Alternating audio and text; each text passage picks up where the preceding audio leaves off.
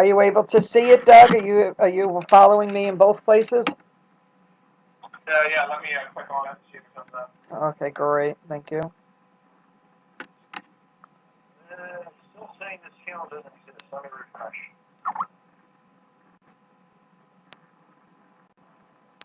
Sega, it's in the room. Go get it.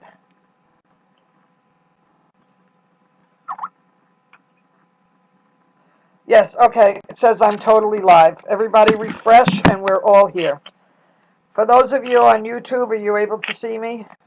Yeah, you're able to hear me? Okay. Okay, yeah.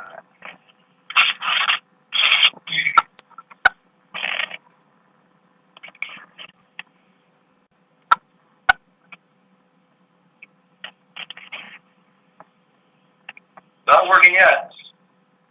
It's not working yet. Again, I'm physically challenged, so it might be me. No, I'm the one that's challenged. It says on my side that I am live. It says you are live. The internet can totally see you now. Oh, okay, there. You know what? There's a delay. All right. I see you all now. Oh, thank you, guys. You can hear me. Wonderful. Nova, do a sound test so they can hear you too, please. Okay, how do I sound? Can everybody hear Nova?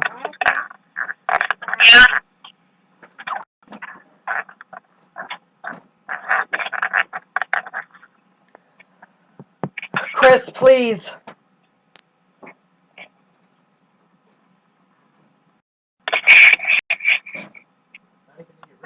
He's pulling on the door and he's talking. Everything is live. I had to just mute again.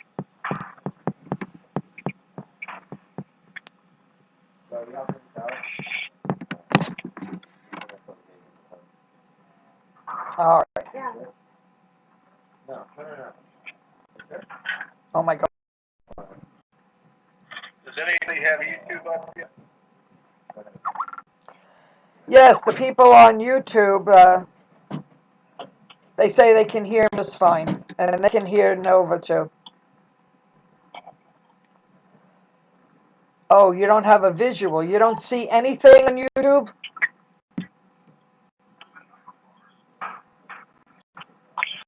Justy Avery can't see anything. You can only hear me?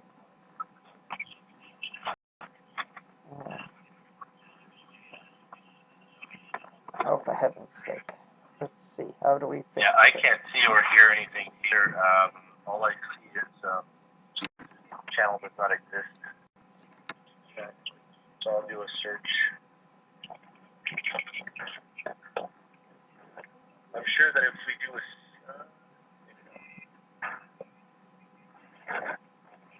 All right, let's see.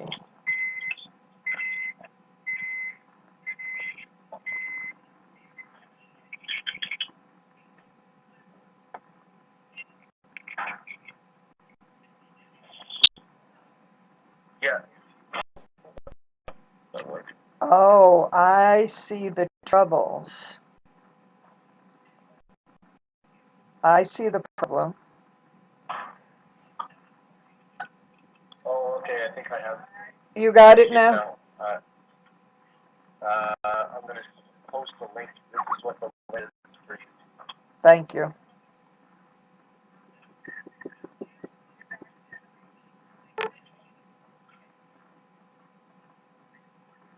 Let's see.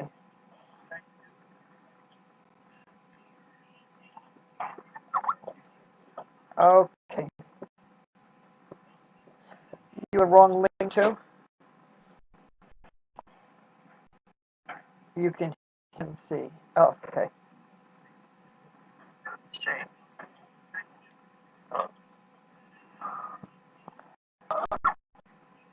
Okay.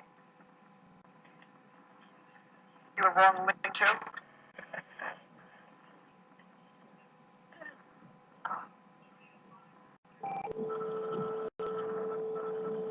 No, I actually took that from the internet. I like the hat.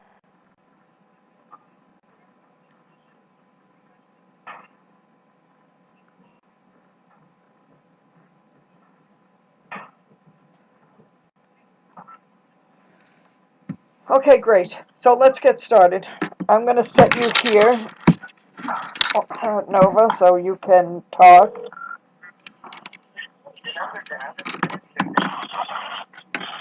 I'm going to mute everybody except our room.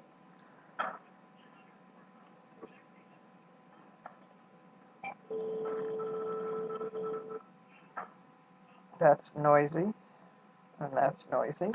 Okay.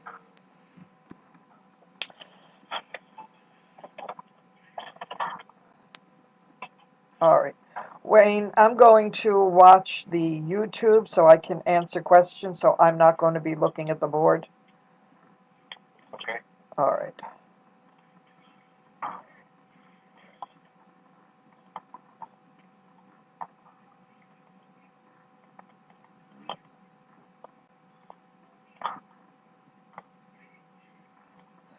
All right, so I wanted to catch up with everybody. I don't know, for those of you that are following my blog,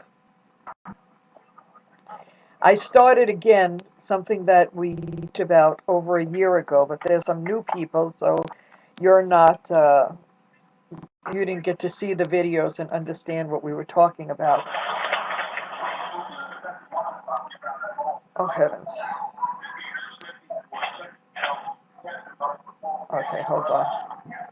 All callers are muted and they can unmute themselves.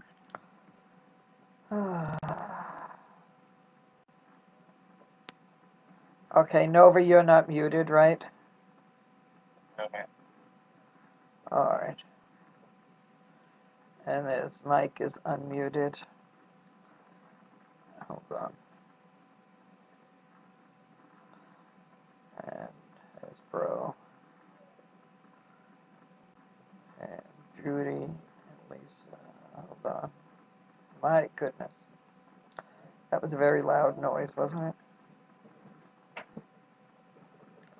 it? And Memphis.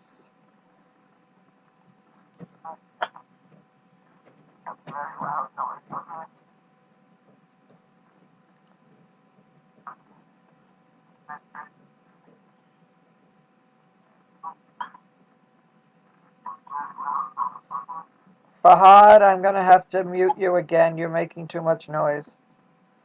You have your volume up too loud. I'm hearing myself twice. Okay. Here and on the delay from YouTube.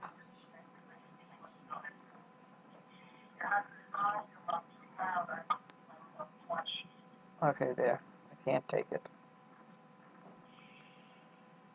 All right, and now we're going to record. This conference is being recorded. Okay, thanks for bearing with me, guys, for all these little technical difficulties that we're having. I wanted to talk to everybody today about what we're seeing going on. There's so many redenominations taking place. There's so much movement taking place in the green bond market. There's restructuring of currencies taking place globally. And I've made a couple of posts in the last couple of days just so you can all catch up to start to even understand what is money. And to understand what money is will then help you to understand what's happening. If you learn the internal system from the inside out, that's a lot better. No, but do me a favor, finish this. I have something going on over here. It's a little bit of noise. Let me deal with it. Go ahead. I don't know where she really wants to begin. So Okay, I'm wait back. for her. All right, I'm back. Memphis, you have somebody on the board is asking to hear your voice. You want to say hello? They're on YouTube. They were hoping you would show up. You're here. Oh, yeah, thanks, Mary. Yeah. Hello, everybody. Glad to be here. Merry Christmas. Mm-hmm. They're happy to hear your voice too, Nova. All right. Merry Christmas. All right. All right. Anyway, so To understand all of this is to understand how it works from the inside out, and to understand what money is, to understand what debt is, to understand that debt is money and money is debt. And this is everything that I've posted and that we're writing about and we're studying right now. Okay. Um, it's important to know. I don't subscribe to this, GCR event that's taking place, but it is important to understand why we're seeing emerging markets and frontier markets, why they're restructuring their currency, why they're restructuring their whole banking policies. And if we go back to the Paris Agreement, the Paris Agreement is a very simple thing, but the number one thing it calls for is policy change. And I've posted links to what we call the CBI, which is the Climate Bond Initiative. And this is where there are literally trillions and trillions and trillions and trillions of dollars that are just waiting to find homes. This is private capital. In order for this private capital to be dispersed out into the world, governments and central banks have to change policy. They have to fix corruption. The easiest way of doing that is to restructure currency. That's a really good place to start. A lot of these governments have had billions and billions of dollars that have just walked off, or black money, or tax evaded money, or money that's funding terror, or just unaccounted for funds. So what is the best way to get a handle on those black funds? Just cancel the notes, right? So that's what we're watching taking place. We're seeing policy changing.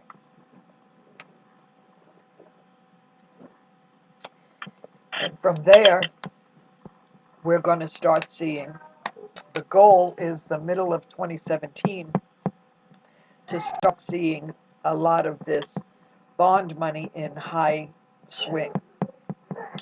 Right now, there's several green bonds that are out, and a lot of these funds have been put out into the public, into different governments for building sustainable infrastructure. But they'll go into full swing when these governments and central banks have a whole better handle on corruption and policy change. So that's what we're seeing. The monetary system functions on debt, and Wayne will gladly explain all of that to you. And then money as debt is one of Memphis's best topics, so he'll explain that. So go ahead, Nova. I can't even believe this. Important, because, you can spend a lot of time on this, but just trying to stay, at a relatively high elevation, and, because we just don't want to be on this phone forever, but if we go back and say, okay, when Mary started about the Paris Club, it's important. You got to speak up. Yes. You got to yell a little bit, Nova. I can't hear you. Ay Dios. Is this better? Yeah. You got to go back to the Paris Club, the climate agreement, and understand it's not a climate agreement, but understand why it was done at the time it was done at, and what it does, and how it ties into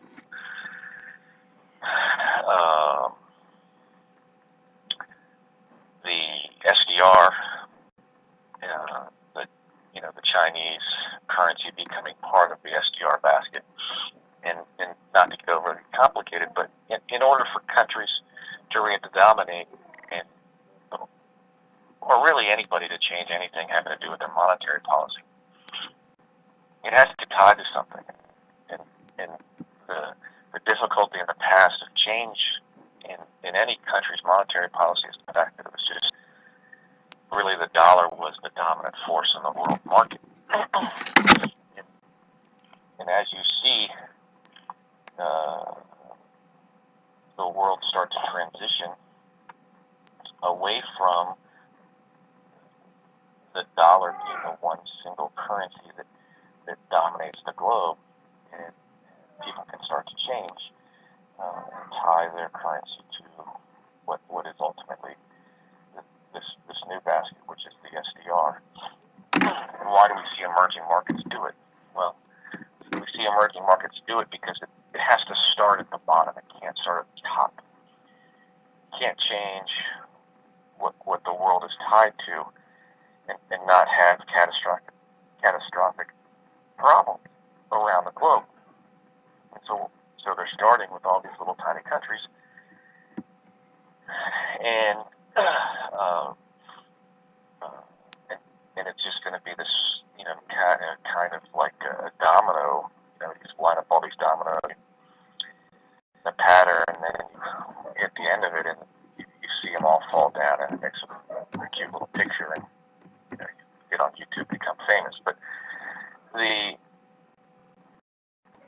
that's essentially what we're starting to see. The process of the markets bringing in their currency,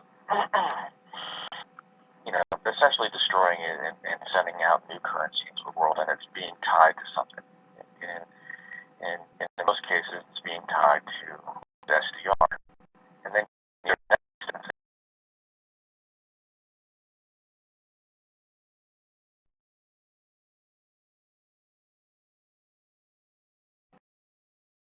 well,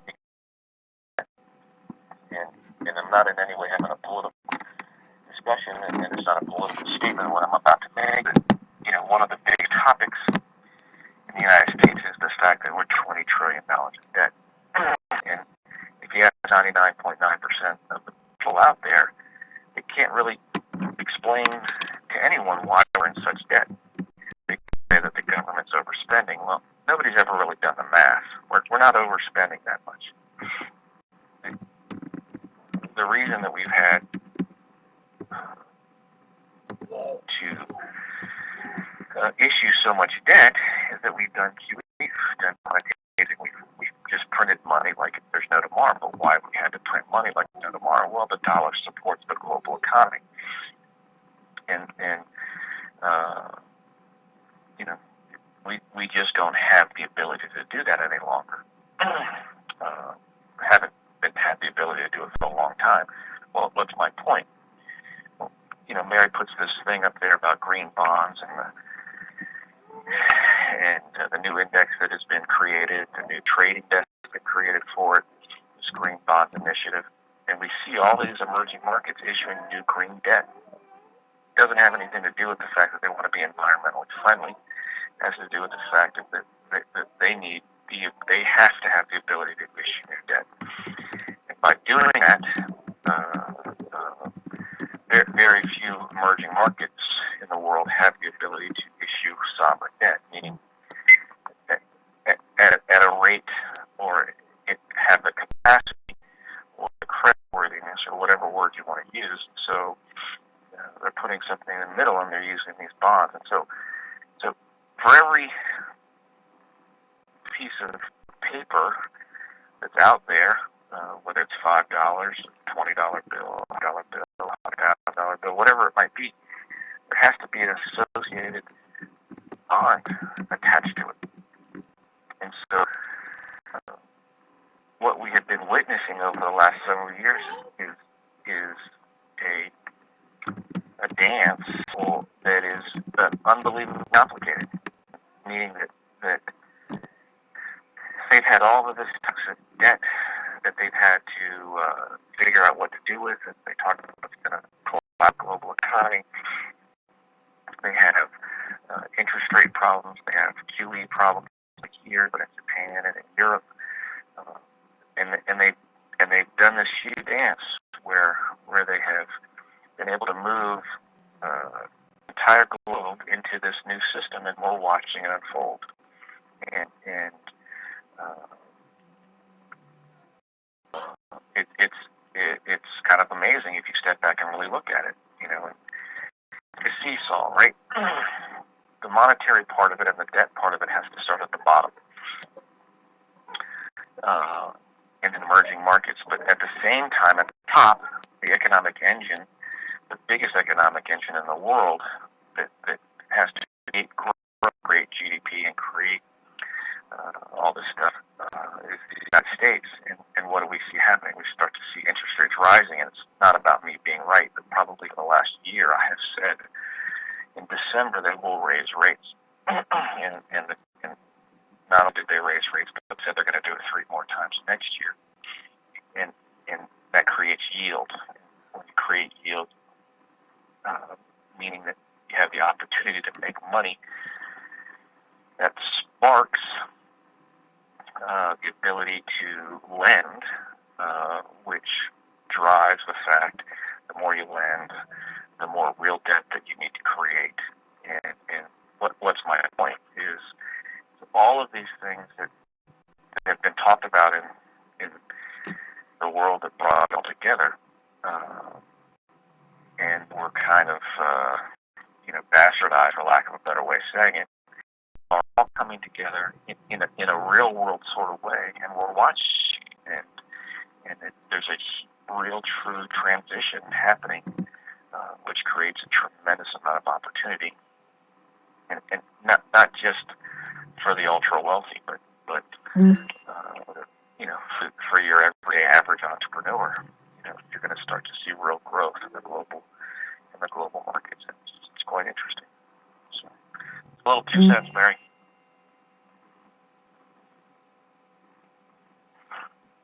Thank you very much. She went away. No, I'm here. I'm just adjusting the link to the live stream because I obviously gave the wrong link out before. So I'm just adjusting it, that's all. But exactly right. So that's what we're watching. That's what's taking place. That's where the movement's going. The new internet, you touched on that. Memphis, would you like to add anything here about what is money and debt and everything that you wrote on? Would you like to help us out? Yeah, certainly. Let me try to just complement some of the things that Nova was talking about. And you actually touched on this too, with the famous acronym GCR that's been thrown about, and without trying to step on anybody's toes, that term is really born out of a great deal of ignorance. I think those of us that on would agree that it's just ignorance. Okay, a lack of understanding about what's going on in the world's economy, and the process of trying to discover how things work in the world. What I discovered personally is that much like what Wayne was just touching on, what's is that the sovereign nations everywhere are quite anxious to get free of the U.S. dollar, and so and this isn't anything new. This is just every 70 or 80 years we have a new global reserve currency, and it's simply time for this to take place. It's not a mystery. It's not the end of the world, and it's not some grand event that everybody's going to get wealthy off of because they hold certain currencies that are going to magically be repriced overnight. These nations are trying to get away from the dollar, and there are economic forces at work that are behind us. Again, it's not a conspiracy. It's something I wrote about earlier this year in that blog. We can explain these things. We can put a pencil to paper and use real numbers, and then we can show it. It's not easy to discuss these things over the phone, and I don't want to get down in the weeds here because it wouldn't really benefit anybody. But again, to complement what Nova was saying, the world is transitioning to a new reserve. Okay, so we're getting away from the dollar. And when you mentioned debt, and then you reposted what I had written about these sovereign debts, that gets down into the heart of it. What's actually driving this? Because these nations have a reason to be repricing their currencies, redenominating their currencies, and it's largely tied to the debt that they hold, because these debts in these countries are denominated in U.S. dollars, and as long as all the nations' monies, as long as their monies are comparatively equal in value, and there's no big change, then the market forces are just fine. But that's not what's taking place. We've seen the U.S. dollar increase in value quite a bit over the last few years, and from my perspective, it doesn't look like it's over with. In fact, the capital flows into our economy are going to increase even more. And the forces behind this there's so many of them. We can look all across Europe, and we can see political turmoil, right? And the driving force behind all of these decisions is always confidence, okay? And in their economy, as confidence begins to decline even more, capital flows into these rises happens to these debts. Okay, let's take let's pick Singapore. Let's say Singapore has $1 trillion in U.S. dollar denominated debt. Well, as the value of the dollar goes up, now they have to create even more economic activity within their own country to produce more goods and more of their money to pay off these debts that are denominated in dollars, because the debt has effectively grown in value from what it was when they took out the loan, right? So it's an untenable situation. Quite honestly, before it's over with, we're going to see some sovereign defaults. We're going to see bankruptcies take place over this. And what we see shaking out right now is some of the initial moves that they can do. Quite honestly, I think they're some of the easy things that they can do to offset some of these economic forces. But again, these are all things we can explain. I'm not good at explaining things on a phone call. I'm the type of person that has to kind of get down.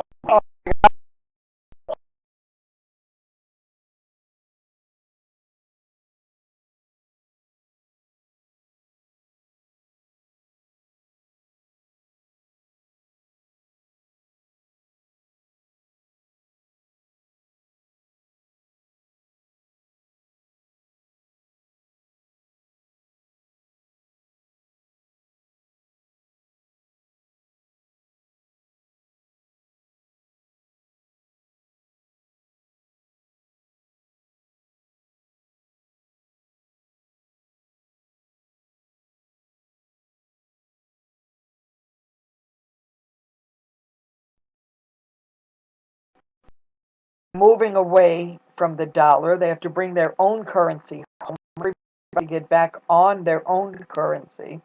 This is just going to be a gradual it's going to take place gradually enough. And we're going to move out of one system into another. Yes, we're going to see bankruptcies, and yes, there's going to be sovereign defaults. They have to you can't redenominate your currency without redenominating the debt. When you begin to redenominate the debt, you have all kinds of screwball things start taking place in the banks. So we'll see a lot of that type of fallout, but we're not going to see uh, the destruction of the dollar, or by no means any of that we hear so much about with the doomsday callers. I posted the redenominating the debt the other day that the Wall Street Journal had written about. So that's something everybody might want to try to get their hands on and read how they're going to need to redenominate this debt. It's going to be a little bit of a mess, but it's not going to happen all at once. And as things are fixing themselves and things are falling apart, it'll all start to balance out.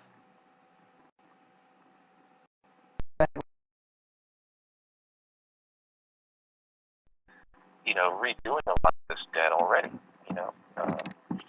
A lot of this toxic debt that they had, they just, I mean, they ripped one label off and put another one on it, and packaged it up and created a rating system for it. Created a new index for it, created everything for it, I mean, similar to how they've created oil credits, they've created green energy credits, and we don't need to get too deep in the weeds, but I mean they're creating this whole platform for them to be able to sell this debt. And yes, Memphis and I talk about it a lot, is that we are going to see pockets of problems. I mean, you can't go through this big a change where somebody's just not going to be on the short end of the stick. But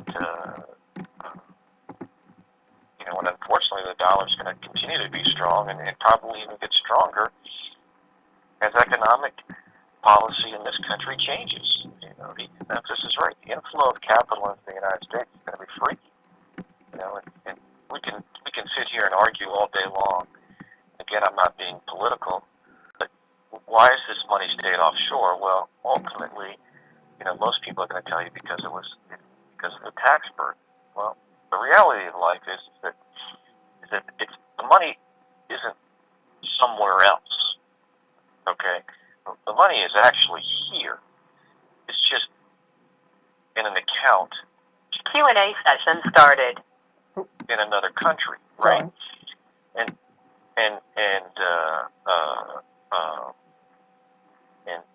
if they really wanted to use it, there were ways to do it. But what's my point? My point is it wasn't time, right? It wasn't time for the United States couldn't handle that money. They couldn't handle it into the system. They needed to do all these things, and so we're going to start to see all of this stuff being utilized here as economic conditions change. I mean, policy changes, and as those policy changes, the pressure on the dollar is going to even increase. So it'll be a while before we start to see the pressure on the dollar. And that flies directly in the face of all these whack jobs that want to sell you gold and tell you to go buy freeze-dried food and buy a four-wheeler because the world's going to come to an end.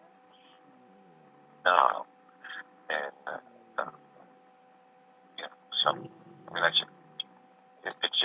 very, very interesting to watch. That's for darn sure. Right. And it's very interesting to understand as you're watching it what you're watching. So that's all we're trying to do here is, for those that are interested in understanding how this financial system works, how the new sustainable one is going to work, and it's not in our opinion. None of this is our opinion. This is all written down and there for you to go and find. This is all in white paper, and this is anybody that wants to find it, you can find it, and I always post the links to it on my blogs. But for anybody interested in wanting to know what is coming our way and what it's going to look like and how it's going to get paid for, then this is the study you want to follow. If you understand how these things work, you'll be able to take some of the other stuff that you're hearing, recognize it as fantasy silliness, and drop it on the floor and move on. So I'll give you an example of why this is important to understand. I had a very long discussion with one of the largest mortgage brokers in an area where I live. And he invited me to come because he was giving a presentation to a group of people, and they started talking. about underwriting and interest rates, and the discussion started to go off the rails because everybody was panicking because interest rates were going to rise, and these are professionals in this that supposedly are supposed to be helping people make one of the biggest decisions of their lives. And I finally had enough of it, because they truly didn't understand what was happening. And it's not that I'm smarter than anybody else, but the point that I'm trying to make here is you got to do a little bit, right? So I finally chimed in and I said, look, this entire conversation that you guys have been having. Put the phone closer to your face, Nova. The entire conversation that you guys are having, okay, is about how difficult it is, how difficult underwriting is, and how your life is consumed by how hard it is to get people loans, right?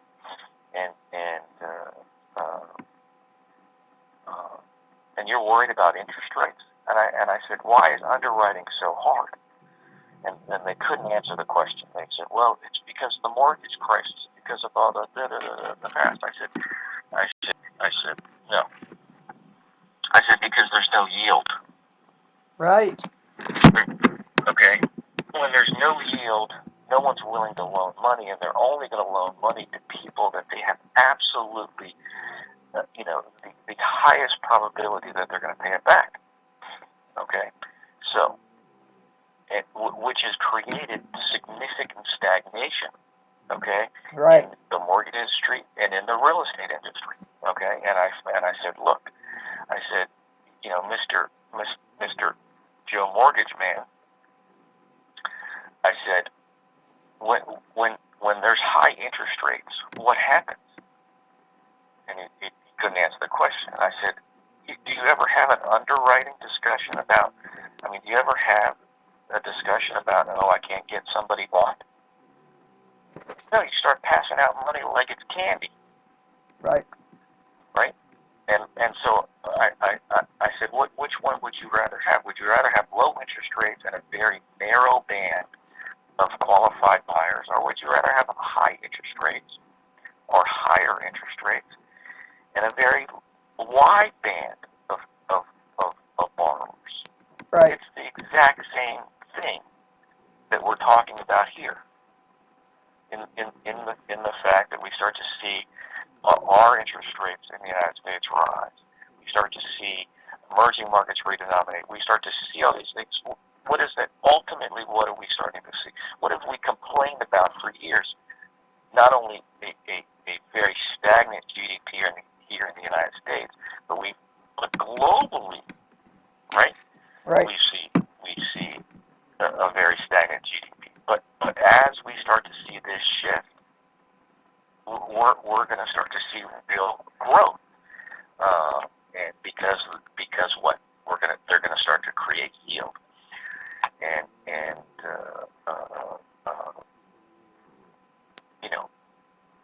I'm going to pick on somebody, right? There's a big difference between Dave Ramsey, probably the prominent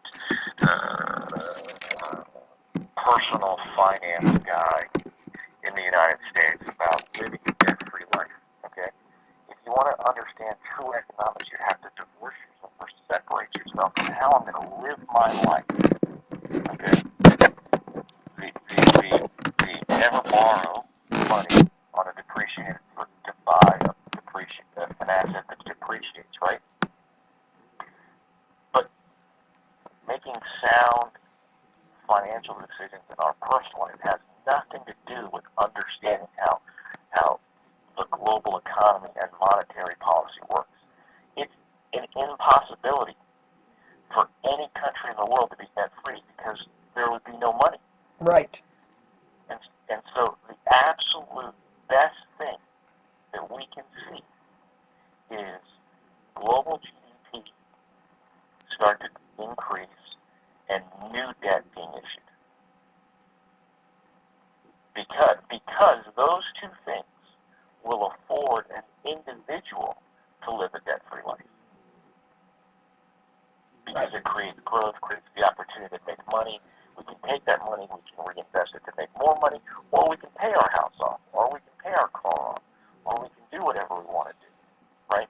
But the opportunity to create growth in our small entrepreneurial business or in the company that we work for completely depends on what we're seeing.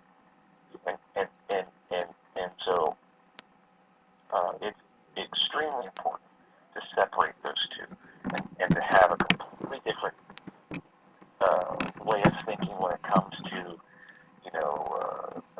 Your personal checkbook how and global finance. that's correct. Right.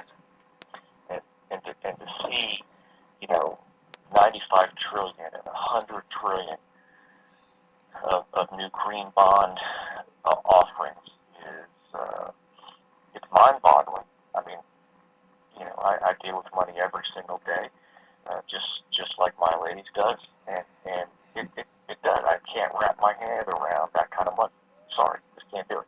I mean, it's just, I don't know. But it's an amazing thing to see this.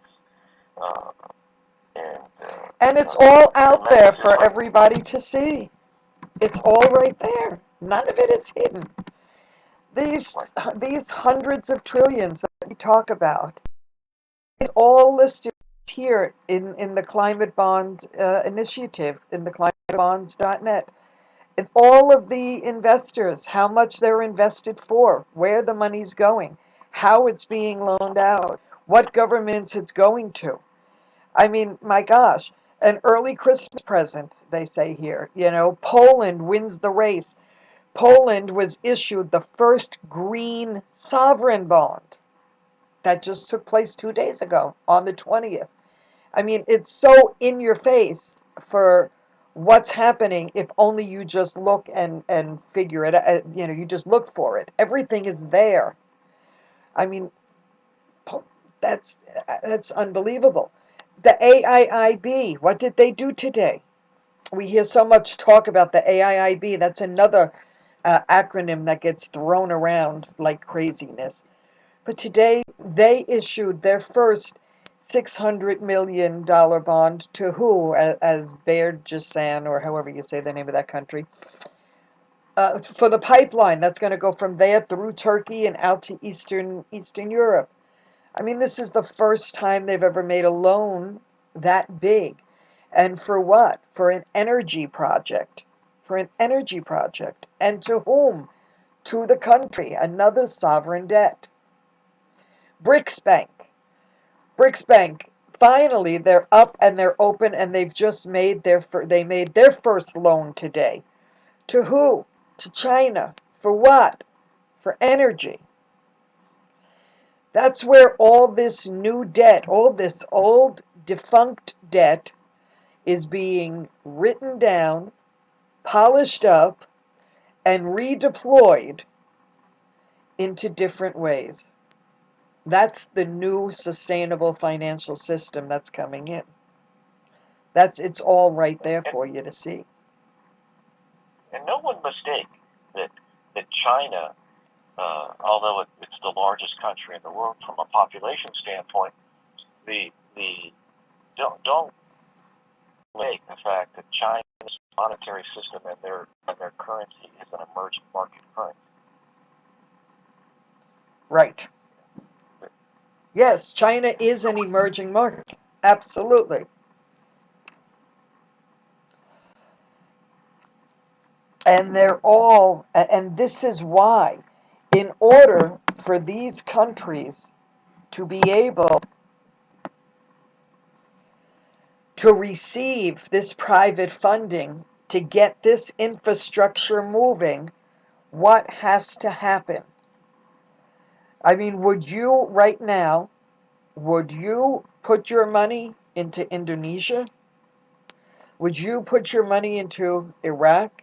Would you put your money into India? Would you put your money into any of these other places that are rampant with corruption? No. But you need to put your money there. Why? Because the infrastructure potentials, look at Syria. When this whole battle finally comes to an end and it's all uncovered who is doing what to whom and where and how, and when that whole thing, the reconstruction, the rebuilding of Syria is going to be outrageous. Iraq, the rebuilding of Iraq. We talked about money moving before and searching for yield. You know, Mark Carney had it said best. He had it trending on Twitter, go long, go strong. This money, this private capital, it wants nothing more than to be able to park and rest, because private capital doesn't like moving like hot money does. It wants to rest, it wants to park, and it wants to park long term and long term safe.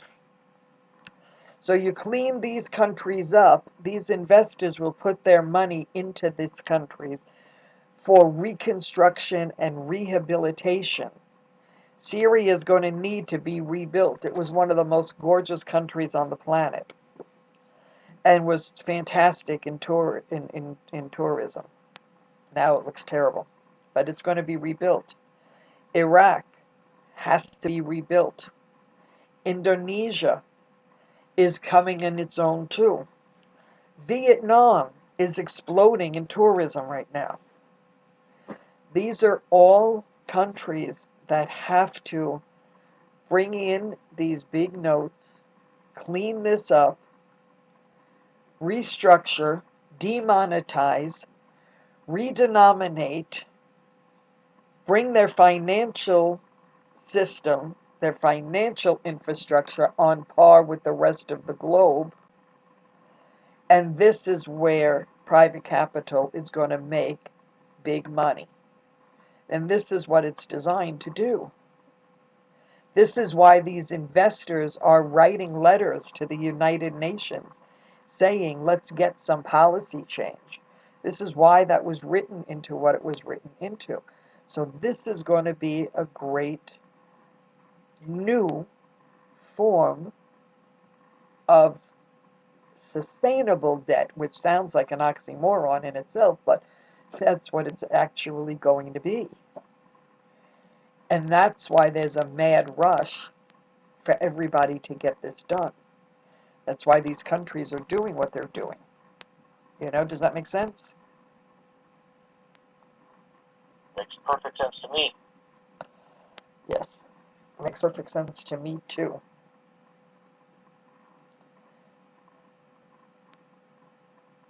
Will we be Well, what's the discussing last question? derivatives? Okay, I will gladly discuss derivatives. What would you like to talk about with them?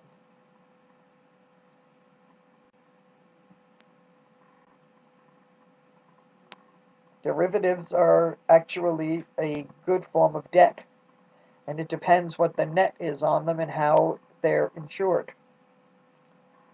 But derivatives is not always a bad, nasty curse word like a lot of people think.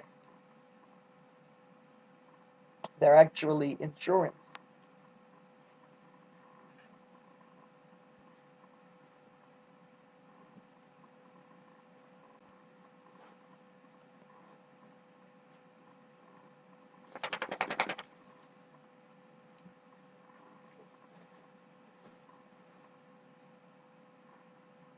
All right. All right. Would anybody like to jump in with a question?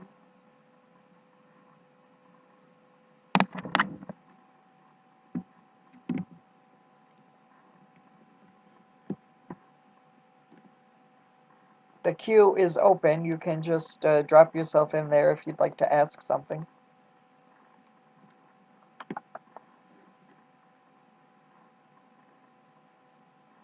No? Okay.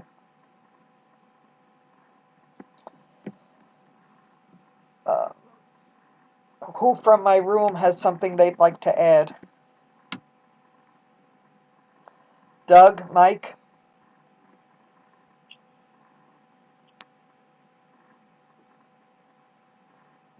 Not everybody talk at once. I know. Jeez Louise. I hate when I have to pull teeth like this and pick on people. So let's see. Hello everyone. Just a quick comment following along here, writing down a few things. This is Mike. Merry Christmas, by the way, to everyone. Long story short, we heard the middle of 2017 for the bond money, if I've got this right, to be seen in a better light or in a fuller type of swing. We're talking about green bonds working with repackaging sovereign debt, correct? Am I following this correctly?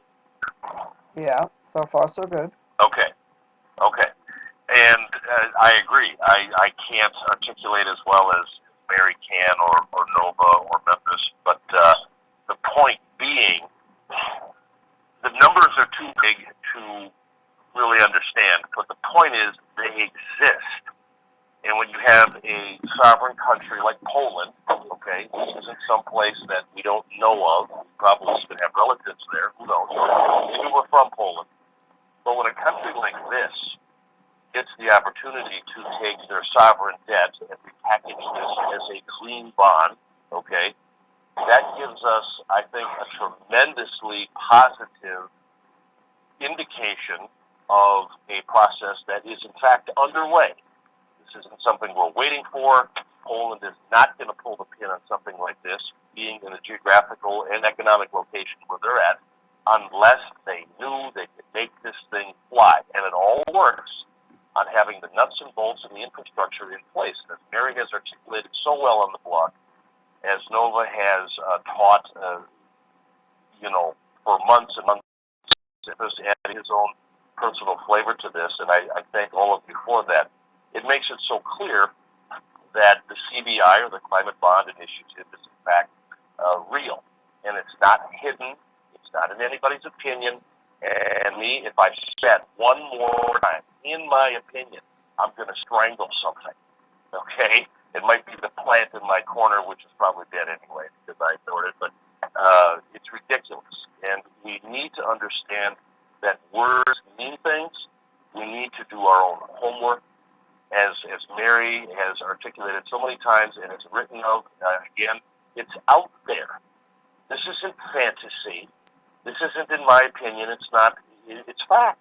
It's out there. Don't believe me. Use the resources we have, which I've been trying to do, but I've been pulled in different directions of late. But anyway, long story short, that's what I wanted to add. And again, on its face, would someone, again, go into Syria? Of course not. At least not right now. Oh my gosh, we see it on TV all the time. This is what, Mary, I think you were talking about in the sense of the clickbait, okay? Right. Whatever's on fire, yeah, click on it, okay? It's ridiculous.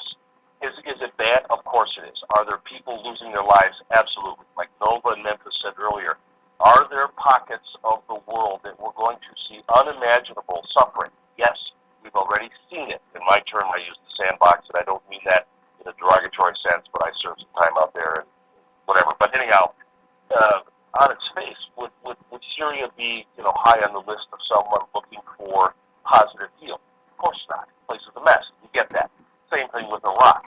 However, moving forward, that's exactly where the opportunities are going to lie. Because again, the hot money, okay, jumping around, looking for the yield, they're going to pass that by. But we get something in here like private capital, they're going to look for a return versus a rate of return, and they're going to help rebuild, again, as you said, Mary, and I agree, one of the oldest and most fascinating places in human history and geographically. So that's my little bit. Sorry I went a little bit long. Merry Christmas again, everyone. Thanks for everyone for being here, and I'm going to mute out and listen to the rest of the folks chime in, because I know we have intelligent people here. Intelligent people are not mushrooms. They've got to have some questions. They've got to have some doubts, and please articulate them. These calls are rare, and with Mary and Nova and Memphis taking their valuable time, if you agree, say so. If you want to say hello, say so. If you want to get long-winded like me, cut it in half, and we'll go from there. So anyway, that was awesome, Mary and Nova and Memphis. Thank you very, very much. Well, Nova, did you hear that? Our little fledgling got his feathers. You did that very well, Mike. You articulated that whole thing very, very well. Fantastic. Well, thank you, Mary. Does this mean I get a gold star on my grasshopper mug? Yes. I love you guys. It's awesome. Good job. There's got to be other folks out. I can't be the only one who thinks like that. Come on, there's other ones out there. Yes. Good job. You did a good job. Yeah, I'm going to drop this in the room, you know. The title of this, and this is on this blog. This is on the Climate Bonds website, and they are the ones that are housing these hundreds of trillions. It's very interesting, the words. Poland wins the race to issue first green sovereign bond, implying what? And it even says here the climate bonds has 6 or 7 countries listed in our notebook for issuance, and Poland wasn't a part of that competition until just 2 weeks ago. Now, surprise, here it is. So they got this money in and out the door and got approved and did all of this in just 2 weeks for $750 million bond. Can you imagine? Well, 750 million euro bond. Telling you, Wayne, this is moving quick. That's real money. Yeah. Yeah, yeah. This is where this is going. That's for sure. What do you have to add, Doug? Hi, everybody. Merry Christmas. I'm going to throw this out here, and I'll probably get yelled at, but that's not the first time. At some time in the future, 6 months from now, a year from now, 3 months from now, would it make sense for the room to look at maybe forming a hedge fund to look at emerging markets? I don't know, maybe. I don't know. But since this call is not just for our room and this call is open to all of the entire public, this might be something we would discuss within our room at another Gotcha. time, perhaps. Gotcha. Just a thought. And it's a good one.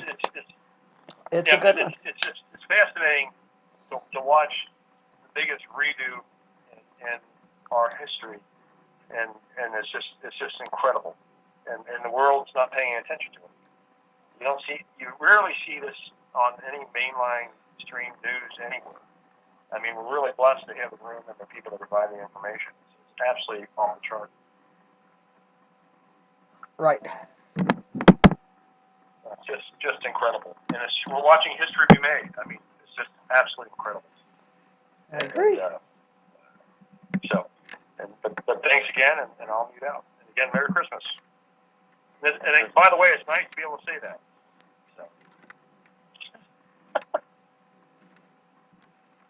So thanks, guys. Well. Mm-hmm.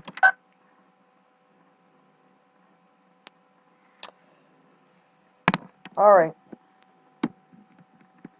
Well, do we have anything else? Anybody else have anything they'd like to discuss?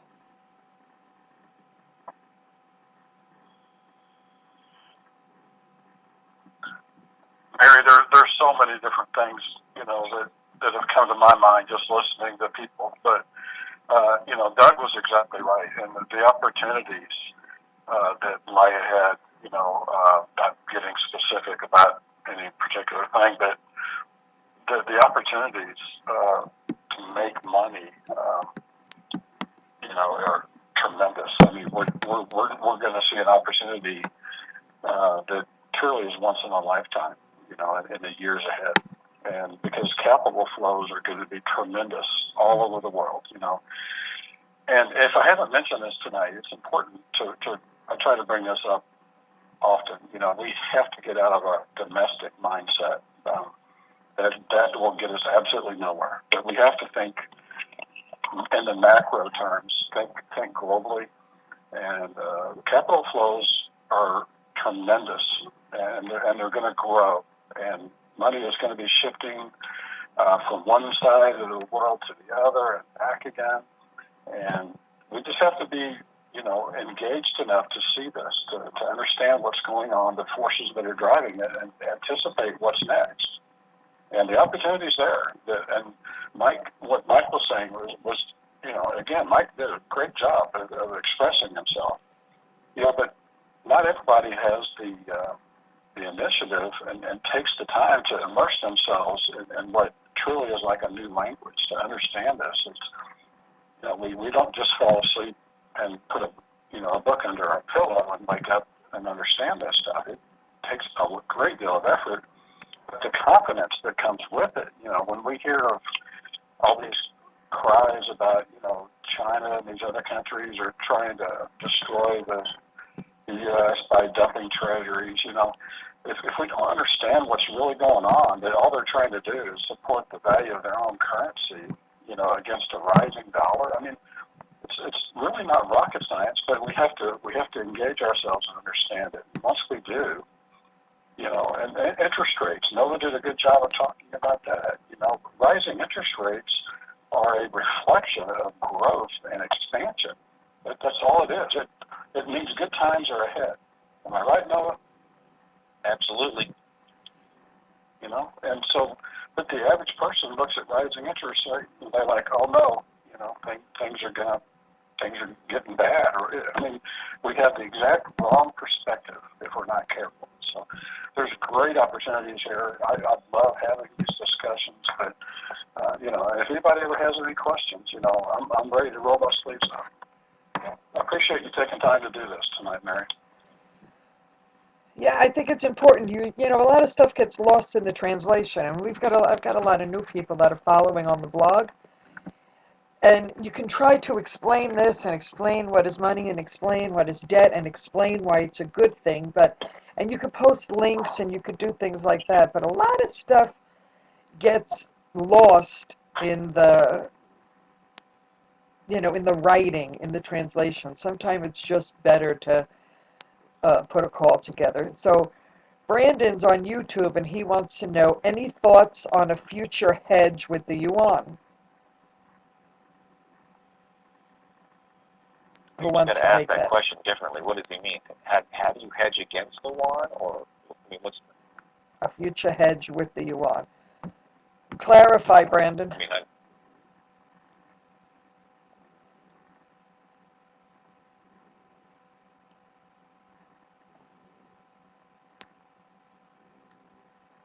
What are the rates? That's somebody else. Myron Babler. What are the rates on what, Myron?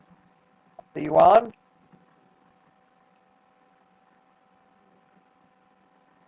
It takes them a little bit longer, Wayne. They're on a Sorry. 4 or 5 second delay. I don't know why you want to hedge the. When you hedge something, it's because you own it. Now, if you want to take a risk on it, you want to say, okay, I want to buy options, or I'm gonna. And then that's why you have to clarify the question: is do I want to? Am I going to bet? Am I betting for or against it? Or if you got $1 million worth of Chinese currency and you want to hedge against it, well, that's another discussion. Right.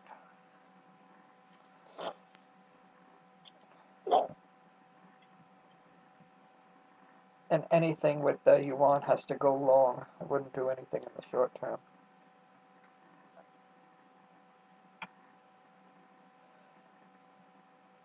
Derivatives sustainable if the interest rates rise higher? That's a question.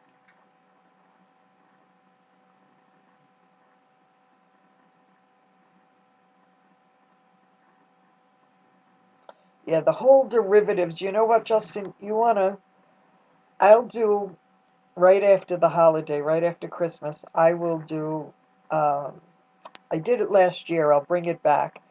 I'll do several posts on derivatives.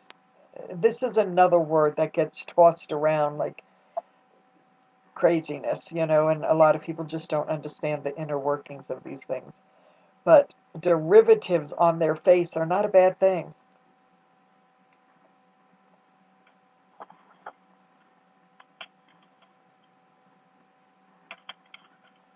a good place to start with derivatives is to understand the definition of not the economic definition of derivatives, but what just go to the Webster's and say what is it? What's the definition of the word derivative? Derived from or a form of. Uh-huh. I mean, the first step in understanding derivatives, and I apologize if I'm talking down to the person asking the question. They might completely, so I don't know who I'm talking to, but the first step is just to clearly understand what the word means. Right. It's the volume. He says it's just the volume of the derivatives that concerns him. Well, I'm going to bring it in next week, Justin, and you're going to see. Remember, a lot of these derivatives, they have a thing called net insurance.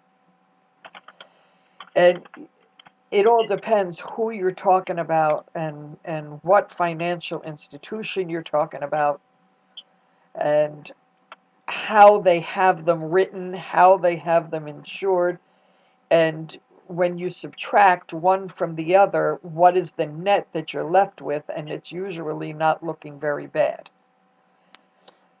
And fractional banking program, you're asking about that too, along with the fractional banking program. Friend, fractional banking's here to stay. It just can't be done any other way. It just, there's just no other way of doing I it. mean, we're a debt-based Financial global infrastructure. economy. Yeah. I mean, there's just no other way to do it. If you can't fractionalize debt inside of a bank, you're done. Right. I mean, Right. even if it was one time, you got to be able to do it. Now the number is the key. Right. But I don't think they're going to be able to do it the way. Well, just by capital requirements now, and just by the new Basel regs, and then Basel IV is coming out now. Right. So just by this alone, you can't. The numbers are going to be changing. They've already started changing, but you can't do away with fractional banking. It's just not possible.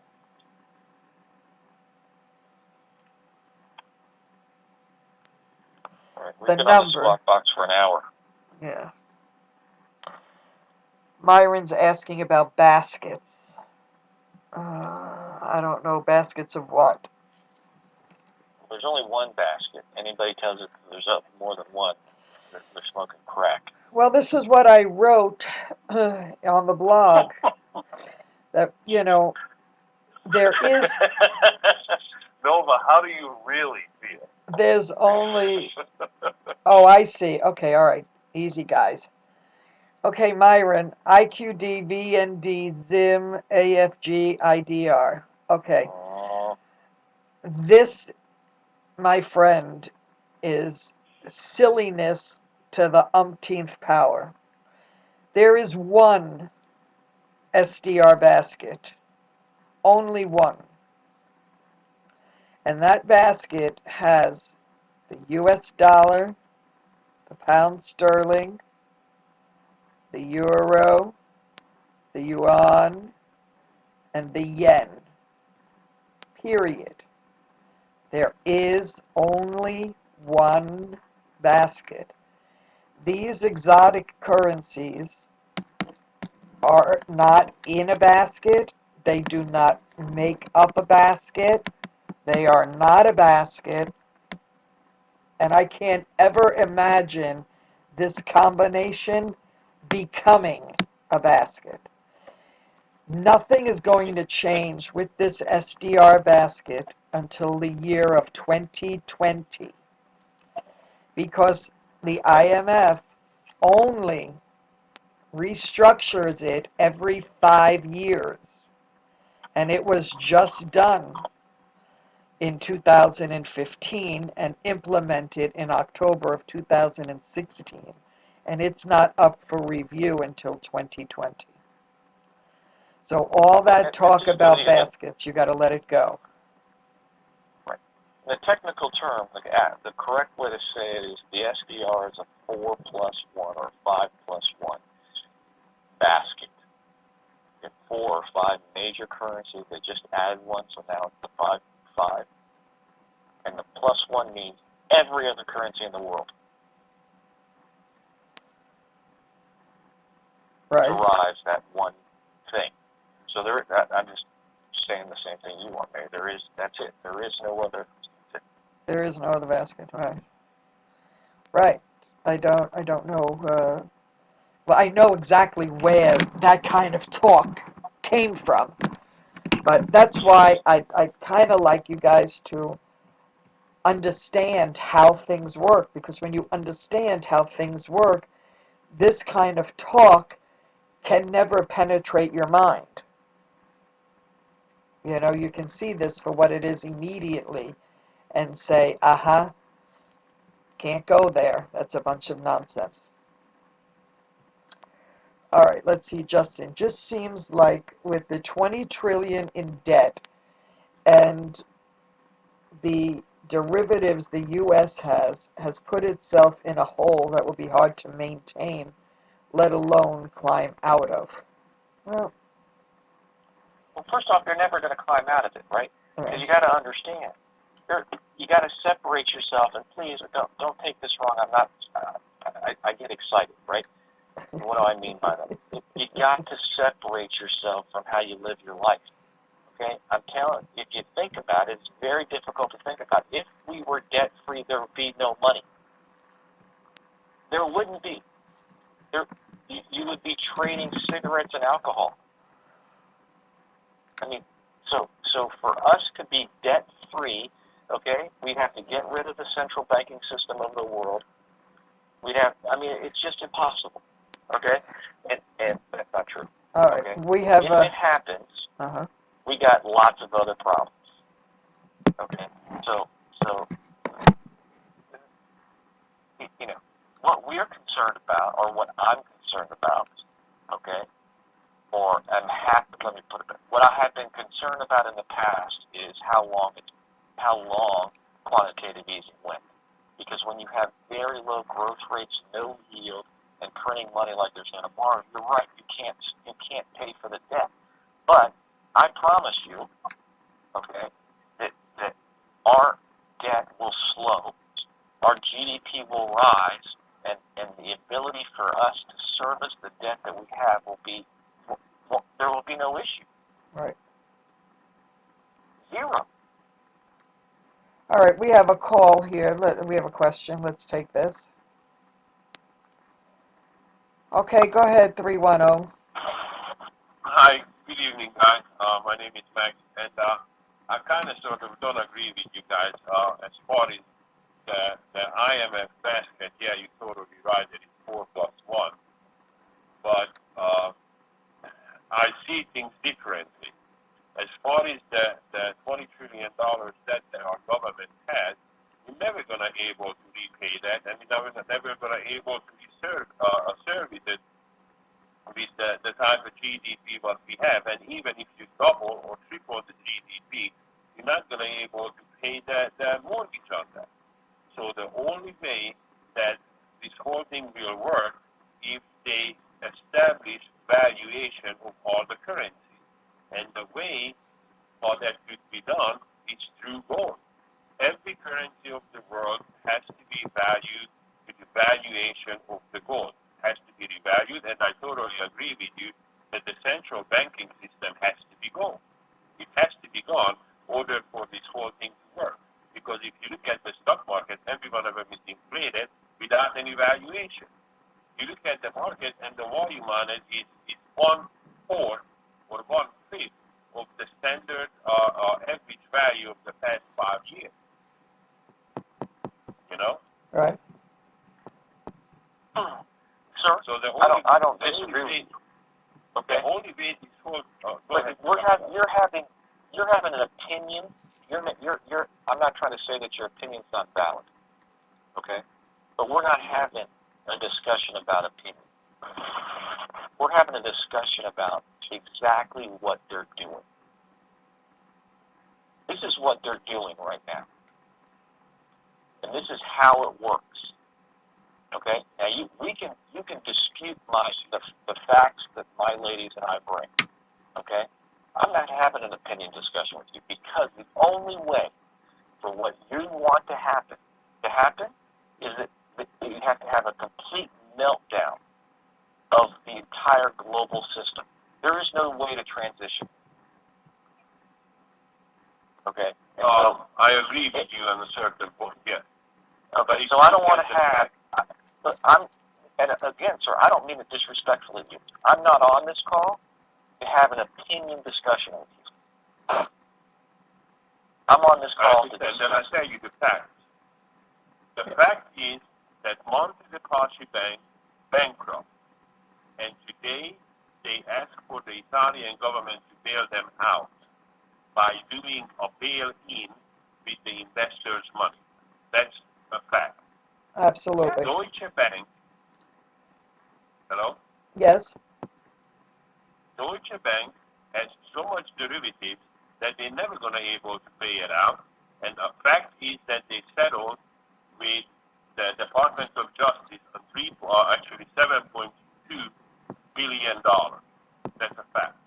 So if you're telling me that the system has to be completely crashed, that's what we're seeing on the daily basis right now. And it's No, not sir, going we're to not. be long before Okay. the whole thing will happen. Because yes, I have said on this call, and Memphis just said too, that we are going to see pockets of things that have serious problems. Okay, and what's happening in Italy and what's happening in Europe, in comparison to the hundreds of trillions of new debt that's being offered, there is no comparison. The offset is exponential. So yes, you have a $7 billion problem. Okay, it's being offsetted by hundreds of trillion of new debt. Okay, so yes, Italy's got a serious problem. Okay, they need 500 billion. That one bank needs 500 billion, and they have a book value of 500 million. You're screwed. You're 100% correct. Yes, Okay. but here is the other thing. But the system is not crashing. It will, and I tell you why. Since 2008, every central bank in the world did quantitative easing, right? Which means that they print that money with no backing. The only thing they did by introducing all that billions and trillions of dollars into the world market, they devalued their national currency. Correct? Sir, I agree with you. Since the central banking system was created, okay, the value of the dollar has gone down 98.5%. Okay? Totally right. Since the time Christopher Columbus set foot in the New World, okay, one, whether it was whatever one was, whether it was a dollar, whether it was a pound, whatever name you want to say, okay, from the time that he set foot in the New World to the time that the central banking system in the United States, the Federal Reserve, was created, a dollar during that almost 200 and something, 300 years was a dollar, was one. Okay? And the price of everything stayed the same. Okay? Conceptually, intellectually, you're right. And yes, you're right. It will collapse. Every civilization from China to well, it can go beyond. Okay, everyone will collapse. You're 100% right. Okay, I'm just telling you, it's not happening right now. Can I offer another perspective to this? The reason why they introduced the Chinese yuan to the IMF currency basket as a reserve currency because it's well known that they needed to strengthen the IMF basket. And it's well known that the Chinese yuan is capable to go more standard any part of it. I completely disagree with you. Well, I mean, I 1,000% disagree with you. Okay, it's impossible for China to be backed by gold because the system doesn't allow currency to be backed by a hard asset. The system isn't built that way. Okay, go ask go to Wharton School of Business, go to Princeton School of Economics, and ask them. It's impossible. You can't have both. You can't have a dual system. Okay, the reason that they put exactly my point. Sir, the reason that they put the Chinese currency in the basket is to relieve the pressure on the dollar. The only way that they can create more debt, to create growth, is to relieve the pressure on the dollar. And that is why they put China's currency in the basket. Because the new banks that they created, the AAIB and the BRICS Bank, okay, are going to be Chinese SDR-backed currency. Okay? You're right. Our $20 trillion in debt is unsustainable. If we want the globe to expand, we have to create a new bank because the system that's in place can't create any more debt. It has too much toxic debt, had too much bad debt, and it had too much debt that was being paid on. So what's the only choice they have to do? Relieve the pressure on the currency that's currently being used so that they can create more debt. You're trying to have a philosophical discussion with having a factual discussion. And don't everything that you're saying is factually correct, right? What I'm saying is it's impossible for the idealistic point of view that you have to work in the current system. It can't. It's all or none. It's the whole thing collapses and you start over again, okay? Or you watch and see how they expand the current system. And they're expanding the current system. Go ahead, sir. No, what they do is that they're collapsing the current system slowly. Look what happened with the Asian gold market. They only can settle their bidding by physical gold. And doing so, they're taking the way of the arbitrage from the London Gold Stock Exchange. Why are they doing that? How come they don't allow investors Now you're having a completely different discussion, okay? And again, we've been on this call for too long, and I'm not being rude to you. Now we're having a discussion between physical gold and paper gold. Okay? Now we're having a completely different... that they want to expand. No, you're having a complete... This has nothing to do with monetary policy. Now you have gone to, how are we going to settle? What's the difference between physical gold that I have in my hand and paper gold?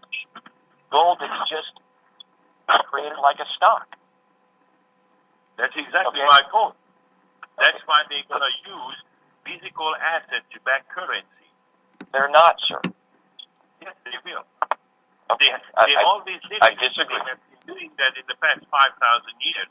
Only in the past 200 years or 300 years where they introduced this financial system what we're having right now. Okay. Ever since let me put it this way. creation I of agree the with Federal you. Reserve System.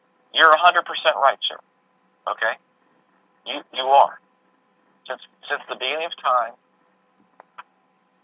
the world has used an asset-backed currency up until the central banking system was existing. Exactly. Okay?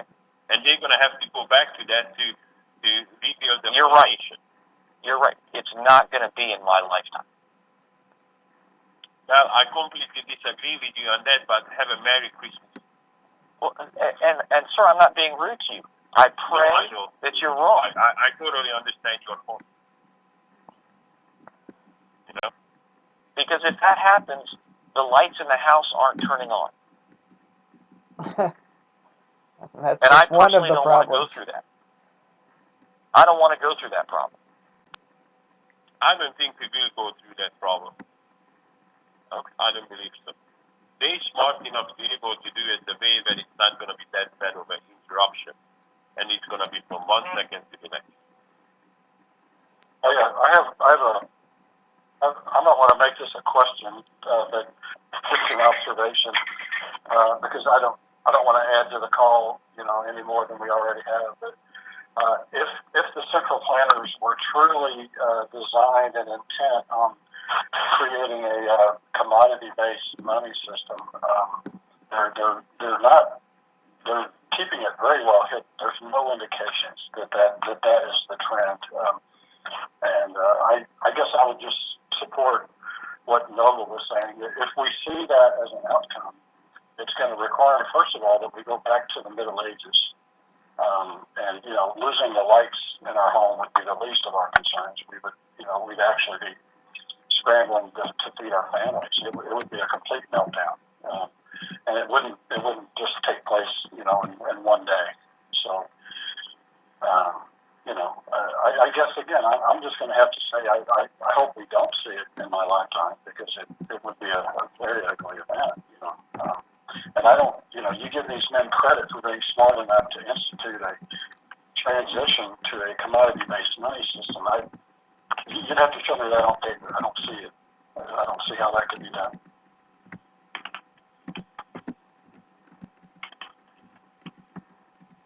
These are deep discussions, Mary.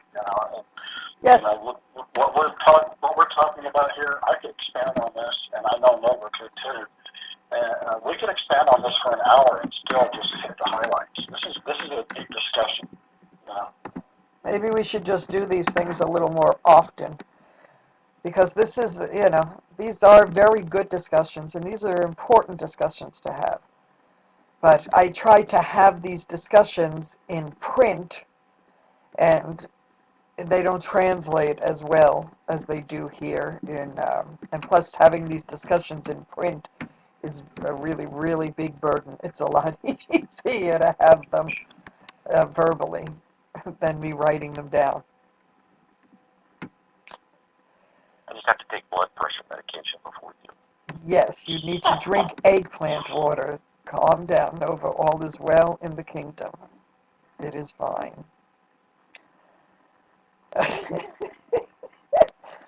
All right. All right. We've been at this, so this is all recorded. I think this is a good jumping off point, what we did tonight. And we can revisit all of this after the holidays. But everybody can follow up with the blog. You can post your questions there. We can answer from there. And if there's nothing else, then I think we're going to call it a night and wish everybody a very Merry Christmas. And Yes. I think we'll leave it right here. What do you think? Yes, ma'am. All right. And I wasn't trying to be rude to anyone. No, I know you weren't. I know. You just get excitable. You're okay. No, It's that's fine. not exciting. I can get even more. No, thank you. That was good. You did good. That was nothing, was it, Nova? That was nothing, brother. Yes, but that was good. I'm playing. I All right. Merry Christmas, everybody. Have a great night. All right, everybody. Good night. Merry Christmas. Good night. Merry Christmas. Your conference recording has stopped.